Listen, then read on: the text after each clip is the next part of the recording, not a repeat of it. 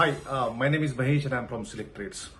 Now, since there is a quite high volatility in the market, VIX is at 24, most of the stop losses are getting hit. I thought it's a time to create some different video. एक कुछ अलग topic में बात करते हैं. हम बात करेंगे आज रॉयल्टीज पे. जो भी एमएनसी कंपनियां इंडिया ऑपरेशंस में हैं और यहां से कुछ पैसा ट्रांसफर करती है इन द फॉर्म ऑफ रॉयल्टी, उसके बारे में थोड़ा बात करते हैं. आपने रिसेंटली सुना होगा, you must have notice that a company like Nestle, जिसका एक प्रपोजल था to increase the royalty percentage from 4.5 to 5.25, which was kind of approved by board, was rejected by general shareholders.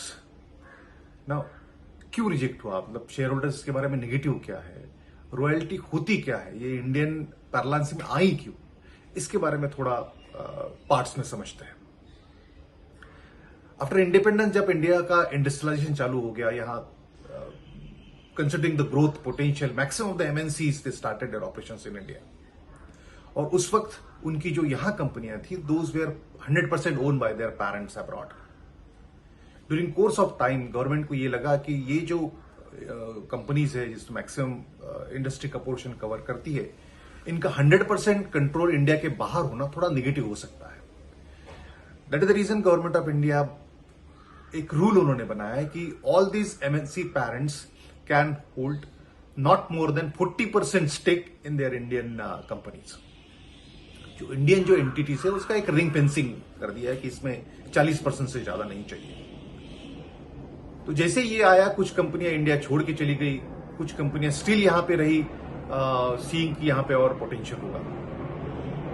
और फिर ये कंपनियों के दिमाग में एक आइडिया आया and they introduced the concept of royalty. Royalty का कंसेप्ट मतलब जो इंडिया का उसका ऑपरेशन चल रहा था, उसका कुछ पोर्शन ऑफ मनी वो भारत के बाहर उनके पेरेंट को इन the form of royalty transfer करने लगी. उसको डिफरेंट नॉमेनक्लेचर होते थे. रॉयल्टी होती है, टेक्निकल नो हाउ होता है, सम कमीशन होता है जो उनके पेरेंट का करता है. तो इस तरह से ये रॉयल्टी भारत में आई और ये फंड्स ट्रांसफर होने लगे. नाउ लेट्स अंडरस्टैंड कि ये रॉयल्टी इंडियन शेयर होल्डर्स के लिए निगेटिव क्यों है, एटलीस्ट वो निगेटिव सोचता क्यों है इसके बारे में. शेयर होल्डर का कहना इसमें यह है कि जो आप रॉयल्टी का पोर्शन दे रहे हो वो इंडियन कंपनी के प्रॉफिट से निकाल के ही दे रहे हो. अगर वो पोर्शन भारत में रहता तो उतना शेयर होल्डर का वैल्यू बढ़ता, उसकी शेयर की वैल्यू बढ़ती और उतना बेनिफिट इंडियन शेयर होल्डर को ज्यादा मिलता. सो इफेक्टिवली उनका शेयर निकाल के आप ट्रांसफर कर रहे हो, विच इज नॉट राइट. ये इंडियन शेयर होल्डर्स का कंसर्न है उसमें. That is the reason they are kind of negative about this. Now let's understand other side of coin as well.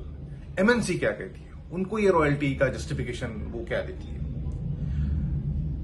All these MNCs are saying that their operations in India are nothing but marketing center या distribution center. उनका जो भी R&D होता है, technical know how का testing होता है, वो सब भारत के बाहर ही होता है, उनके पैरेंट कंपनियों में होता है.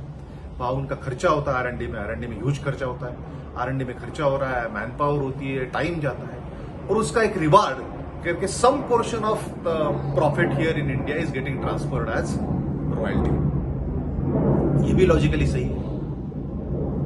अब आप ये बोलोगे भैया ठीक है रॉयल्टी जाती है, पर यह क्या गवर्नमेंट को यह समझा नहीं कि भैया एक रॉयल्टी इतने हाई लेवल पे जाती है, can not government cap it. Yes, government को भी ये समझा था और गवर्नमेंट भी इसमें कैप लगाया था which was 5% of the net sales. But जैसे ही ये कैप लगाया, एमएनसी कंपनीज को ये एक डिस्करेजमेंट हो गया और उन्होंने ऑलमोस्ट यहाँ का कुछ ऑपरेशन बंद कर दिया या लिमिट कर दिया. एक रेप ऑफिस करके यहाँ मैक्सिमम ऑफिस रहने लगे. गवर्नमेंट रियलाइज इस मिस्टेक और 2009 एंड 2010 में ये जो कैप लगाया गया था, that was completely withdrawn. So after 2009-2010 companies can transfer literally any amount as royalty to their parent. Of course, more than 5% है तो AGM का अप्रूवल लगता है. तो इस तरह से जो कैप लगाया था दैट वाज विड्रॉन. ना आप बोलोगे कि ठीक है रॉयल्टी जाती है, टेक्निकल नो हुआ है, विच इज लॉजिकल, पर कैप अपना रॉयल्टी उसी वक्त कंपनी भेजेगी जब यहां प्रॉफिट कर रहा होगा. So if the company is growing in India, it's making profit, let them transfer some funds to their parent. वहां फंड्स जाएगा, वहां टेक्निकल नो होगा, उसका इनडायरेक्ट बेनिफिट तो इंडिया ऑपरेशंस को ही मिलेगा. That's also true. Let's understand from figures. Maruti Suzuki जो company है जिसका पैरेंट है सुजुकी कॉर्पोरेशन, ये ट्रांसफर करता है 3.75% of the net sales to the parent. इनका सेल्स है 1,12,500 करोड़. सो ये रॉयल्टी ट्रांसफर करते हैं मोर देन 4,000 करोड़.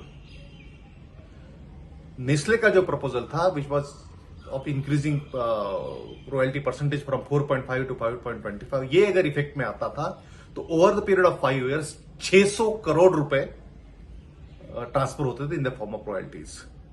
सो ये अमाउंट अगर इंडिया में रहता था, इंडिया की कंपनी में ही रहता था, तो शेयर होल्डर वैल्यू बढ़ती थी, उतना शेयर का वैल्यू भी बढ़ता था. तो ये हो गया रॉयल्टी कि इसमें इंडियन शेयर होल्डर्स का क्या से है, why they are negative about this, what is the say of forensic companies. आप क्या सोचते हो, आपका क्या कहना है?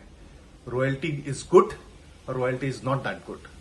Should we cap the royalties जैसे हमने टाटा ग्रुप ने किया हुआ है, उनकी रॉयल्टी कैप की हुई है. तो सब एमएनसी के लिए रॉयल्टी कैप होनी चाहिए. कैप होनी चाहिए तो कितना होना चाहिए?